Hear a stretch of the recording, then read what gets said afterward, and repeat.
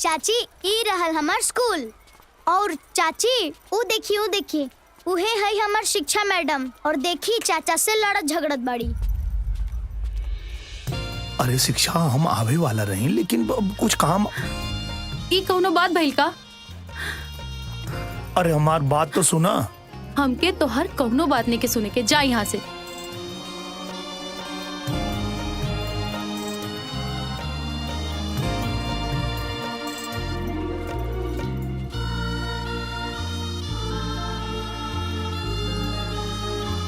बल्लू तू अपना क्लास में जा और सुना अपना चाचा के मत बताइए कि हम आज स्कूल आई रहनी। ठीक है, बाय बाय। अच्छा ठीक बा, हमारे को बात मनबो। हम ना मानब, काहे से कि तोहरा कारण हमार दिन खराब भइल और तू एगो कॉलो ना कइला। अरे तू समझ ले नहीं कुछ हाथ। का समझावल चाहत रहा तू हमके? एगो पे एगो कहानी सुनाल जात रहा।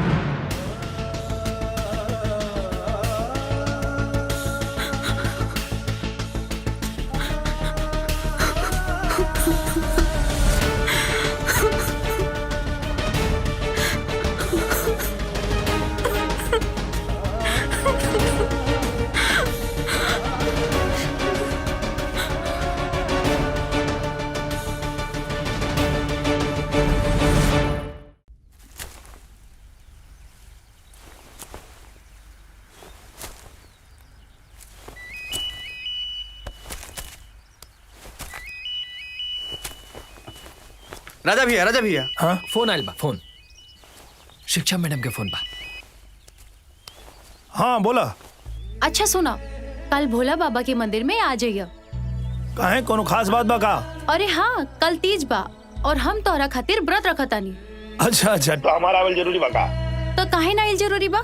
तोहरे खातिर तो व्रत रख ले बानी ना, व्रत तू ही तोड़बा। By by. राजा भैया, जब ही मैडम के पता चली कि तार शादी हो गई बा तो तार बाजा बाज जाई। बात तो सही कहता रे। जो अब काम देख। ठीक बा।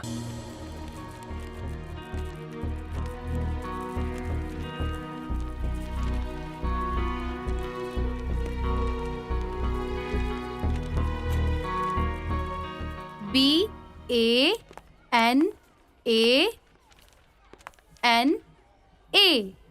बनाना। बनाना मीन्स केला। अब जल्दी से आप लोग अपने कॉपी में नोट कर लीजिए और याद कर लीजिए। 10 मिनट बाद आप सबसे पूछूंगी। शिक्षा मैडम जी। हाँ जी। 10 मिनट के लिए फ्री हैं आप? जी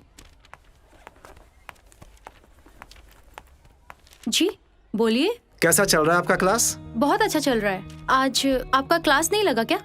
नहीं, बच्चे पढ़ रहे थे अपने क्लास में तो हमें टाइम मिला तो हमने सोचा चलो आपसे मिल लेते हैं। अच्छा चलिए आइए बाहर बैठ के बात करते हैं। देखिए मजनू लाल जी, आप जाइए, मेरा क्लास चल रहा है, मैं नहीं आ सकती। मैडम हमके याद हाथ सुनाई रहुआ के। बैठ, बात कर रहे हैं ना दो टीचर। बैठ। हाँ? पढ़ अपना ध्यान से। देखिए मजनू लाल जी, आप हद पार कर रहे हैं। अगर आप नहीं गए यहाँ से तो मुझे मजबूरन प्रिंसिपल जी को बुलाना पड़ेगा। जाइए यहाँ से। मैडम आप जानती हैं ना अभी हम कुंवारे हैं। जी। तो कुंवारे को आप दुत्कार रही हैं और शादीशुदा आदमी से आप नैनमटक्का कर रही हैं। क्या मतलब है आपका? मतलब तो आप बूझ ही गई होंगी। वो जो रोज रोज लड़का स्कूल में आता है ना, उसकी शादी हो गई है। हाँ? और आप उसके साथ नैनमटक्का करके हमें भाव भी नहीं देती हैं। ये क्या बोल रहे हैं आप? जी मतलब हम सही बोल रहे हैं। आपको विश्वास नहीं है मेरे ऊपर तो उसके भतीजे से पूछ लीजिए आप। चलता हूँ।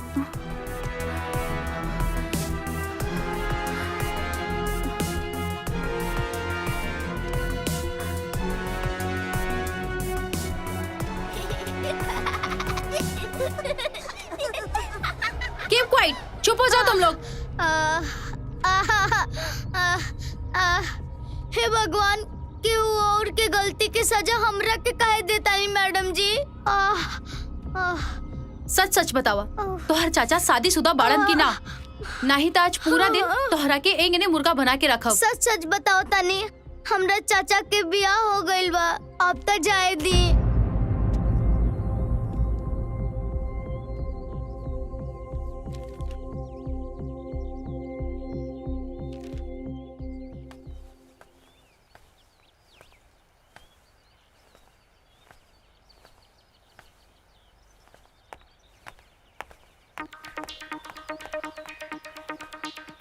अरे आ गेलू, कहाँ रह गेलू है? और ये बैठ क्रिकेट खेल के बगा। अरे रुको, अरे! तो के बताओ तो नहीं अरे! अबे। अरे जान का से भाई? मार दे तो के। रुको, अरे बतावा तो का भइल? तू हमार नहीं का हो सकत तो तोरा के और के बिना के दे। जान से मार दे तो के। अरे बाप रे, अरे हम मर जाए तो तू विधवा हो जेबू। विधवा तो चुड़ैल होई, हम ना। देखा ये बियाह जल्दीबाजी में और हमरा मर्जी के बिना भइल बा। और देखा भले हमार बियाह ओकरा से भइल बा, लेकिन आज भी हम तोरे से प्यार करेनी। का मतलब भाई प्यार के? देखा अब भगवान ओकर रिश्ता तोड़ के तोहरा भाई से ओकर रिश्ता तोड़ के हमरा साथे जोड़ देवे, लेकिन हम तोहार कसम खा के कहता नहीं, आज तक हम ओकरा के छोले नहीं की। आज भी हम तोहरे से प्यार करेनी। टका बिया करबा हमसे? हाँ काहे न करब? हम तोहसे प्यार करेनी तो काहे न तोहसे बियाह करब? चला तू कहता अभी तोहसे गुप्त बियाह कर लेता नहीं।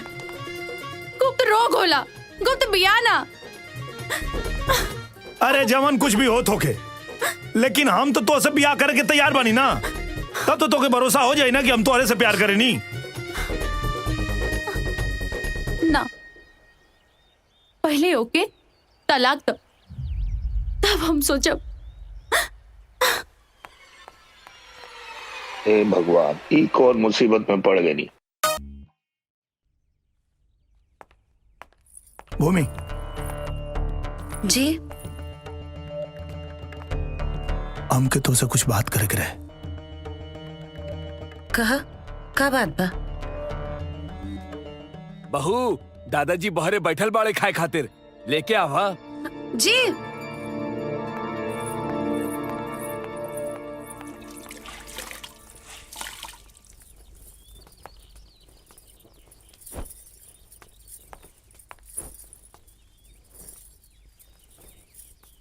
भूमि जी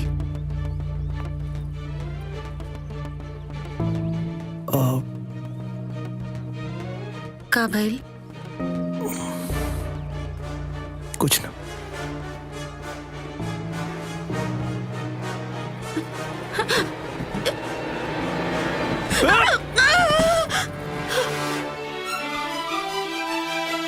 मैं तो दीवानी दीवानी दीवानी रे, मैं तो दीवानी अपने पिया राजा की। मैं तो दीवानी हम कई दिन से देख रहल बानी, तू हमरा से कुछ कहल चाहता रह, पर कह नहीं के पावत।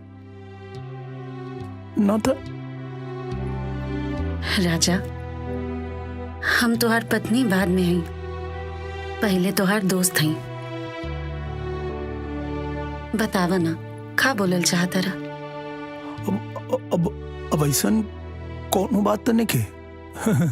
कोनो बात नहीं के।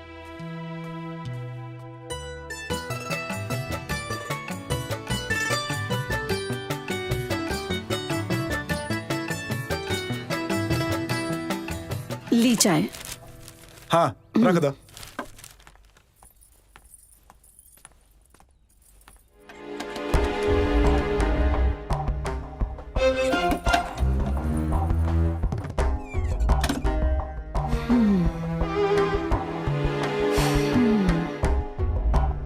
एक को चूड़ी टूटल नहीं खेबा। का भइल? काल राउर बाबा सोचत रहलेन कि देवर जी बाप काहे नईखन बनत। देवरानी साहिबा के कुल सुहागन चूड़ी देख कर पता चलता कि देवर जी और उनकरा बीच में कुछ ठीक नहीं खे। अब चूड़ी देख के तू भविष्यवाणी करे लगलू। जा ना किचन में कुछ कार होई, जा कुछ काम कर, सब कुछ ठीक बा। अरे कुछ ठीक नहीं खे, ये हम दावा के साथ कहतानी। हम दावा के साथ कहता नहीं सब कुछ ठीक बा। तब लाहे चाय तो ठीक से बनते नहीं खे, भविष्यवाणी करे लगलू। जा जा अपन काम करा जा। खा। अरे राजा के खनवा लावा जल्दी। ना ना तू लोग खा, हम क्या आ जाए। अरे अरे का भाई का भाई अरे भूमि अरे अरे नीरज मुंह का देखत बड़ा, गाड़ी निकाला, गाड़ी जल्दी हॉस्पिटल लेके जा। भूमि के अरे जल्दी जा। निकाला तानी। हाँ जल्दी लेके आओ बेटा। चल चल चल चल जल्दी चल। कहाँ हो गए?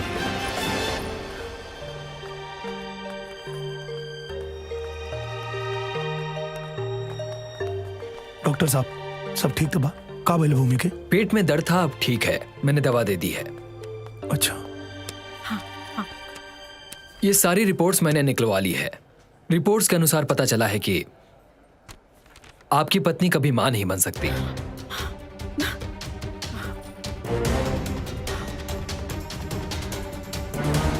उनके पेट में जो दर्द था उसके लिए मैंने दवा लिख दी है। अब आप चाहें तो उन्हें घर ले जा सकते हैं।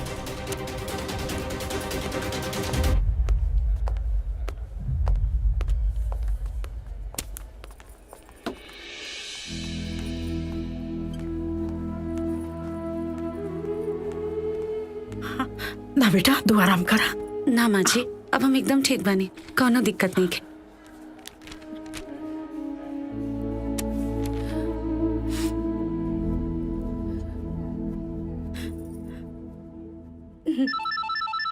हाँ हेलो दादाजी, भूमि कबो माही ना बन सकेले। क्या? हाँ दादाजी।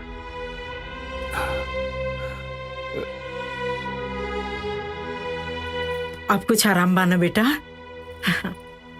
ठीक हो जाए। भूमि बेटा अब तबीयत कैसी? अरे नहीं नहीं नहीं, तुम लेटी रहो, लेटी रहो, आराम करो, तुमको आराम की जरूरत है। राजा इधर उधर घूमना बंद करो, फालतू में घूमते रहते हो। घर में रह के बहू की सेवा करो और देखभाल करो बहू की। जी। पर बाबा अब हम ठीक बानी। हाँ तुम ठीक हो बिल्कुल, लेकिन तुम्हें आराम की जरूरत है। तुम आराम करो, तुम घर के काम की चिंता मत करो, बड़ी बहू सब संभाल लेंगी। वैसे भी आज तक सारा काम हम ही संभालत रहनी और आगे भी संभाल ले। इनकरा के थोड़ी ना कुछ भइल बा, बस लड़की नहीं पैदा कर सकत, बाकी सब तो ठीक ही बा। ए बड़ी बहू, तुम्हारी जुबान ऐसे बहुत चलती है, जाओ यहाँ से, जाओ, संभाल लेंगी। बाबूजी बड़की दुल्हन तो ठीक है ना कहताड़ी?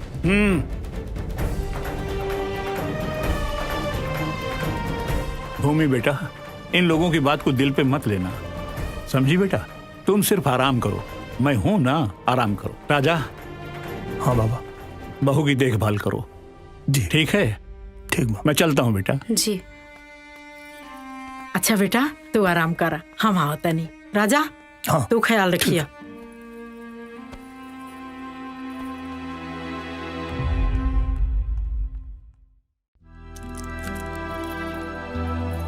बस आखिरी गोली बा, खा ला।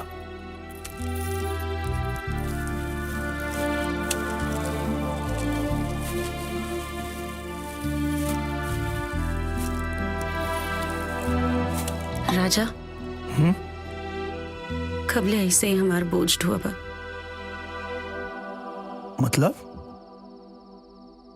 मतलब ये कि हम चाहता नहीं कि तू दूसर शादी कर ला। का बोला तारो? हम एकदम ठीक है कहता नहीं, तनी सोच के देखा, आज तो सब कुछ ठीक बा, पर समय के साथ जैसे हमनी के उम्र ढली और हमनी के पास लड़का बच्चा ना रही है, तो बुढ़ापा में हमनी के सहारा क्या बनी?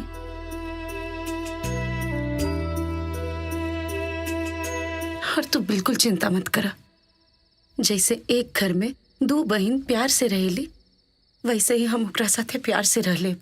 भगवान के भी यह मर्जी है, प्लीज तू दूसर बिया खातिर मान जा। इतना आसान नहीं है। अगर हम मान भी जाए, घर वाला लोग मान भी जाए, बाबा कबो न मनिए। बाबा के हम मना लेब।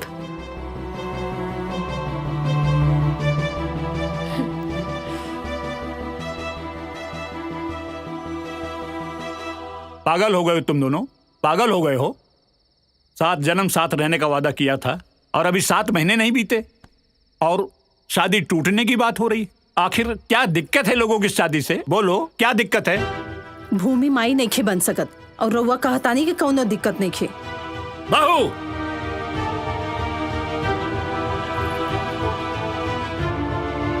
बाबा दीदी ठीक है तो कहता रही,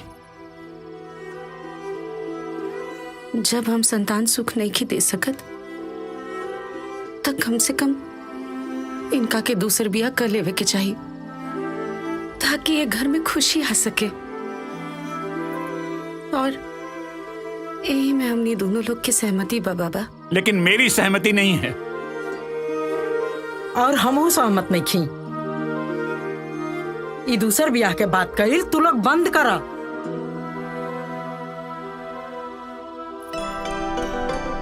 बाबूजी यही से न कहत रही कि शादी ब्याह के मामला बा तनी सोच समझ के करी, लेकिन रउआ का ये का भइल? शादी ब्याह टूटे के कगार पर आ गइल बा। तुम चुप रहो, एकदम चुप।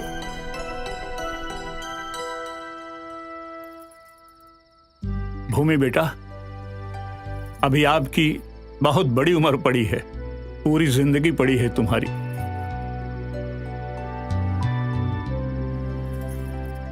बेटा, मैंने राम नारायण जी से वादा किया था कि आपकी पोती को हमारे घर में कोई कष्ट नहीं होगा, कोई तकलीफ नहीं होगी। लेकिन बेटा, इतना बड़ा फैसला लेने से पहले एक बार राम नारायण जी से बात करना बहुत जरूरी है, और मैं उनसे बात करूंगा। हाँ,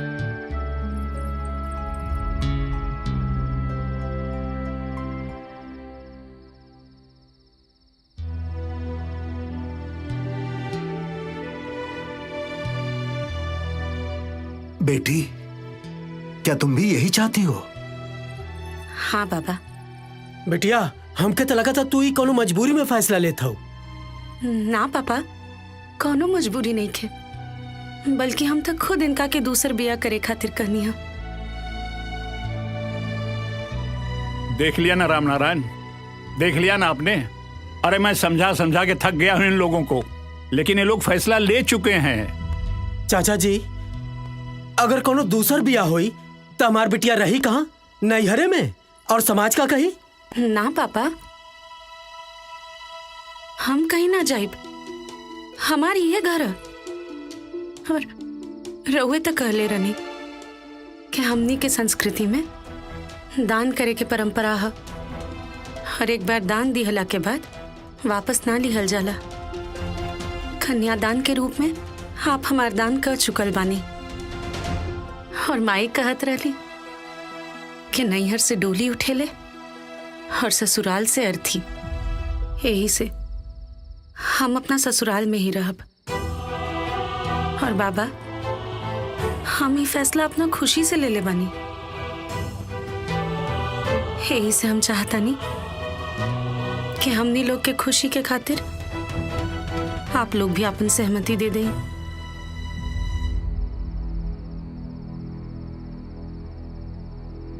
ठीक है बेटी, जब तुम सब लोगों ने सोच ही लिया है तो इसी में हमारी खुशी है।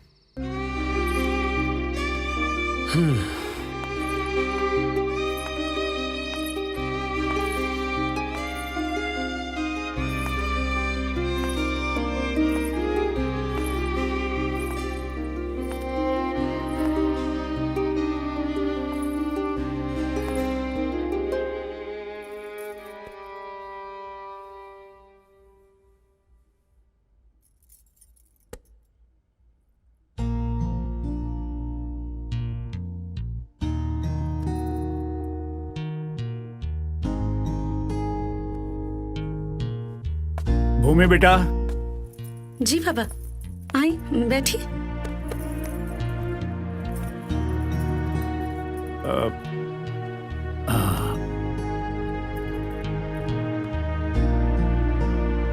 बैठो बेटा, बैठो। भूमि बेटा, इतना बड़ा फैसला लेने के बाद ये पूछना कि तुम खुश हो या दुखी, इसका कोई मतलब नहीं है, कोई कारण ही नहीं है पूछने का। अब तुम खुश हो, मुझे इस बात को सुनिश्चित करना था, बस। बेटा, राजा की शादी कहां और किस लड़की से होगी इसका फैसला तुम करोगी। ये जिम्मेदारी मैं तुमको दे रहा हूं। लेकिन बाबा, हम राजा और आप मिलके। देखो बेटा, मेरी जिंदगी के अब 4 दिन बचे हैं, लेकिन तुम्हारी तो पहाड़ जैसी जिंदगी पड़ी है। पहाड़ जैसी जिंदगी पड़ी है बेटा। और मैं चाहता हूं कि तुम राजा की शादी एक ऐसी लड़की से कराओ जिसके साथ तुम पूरी जिंदगी खुशी खुशी गुजार सको, और मैं तुम्हारी खुशी देखकर निश्चिंत होकर मर सकूं, बस। हाँ बेटा। अब भूमि बेटा, मैं चलता हूं।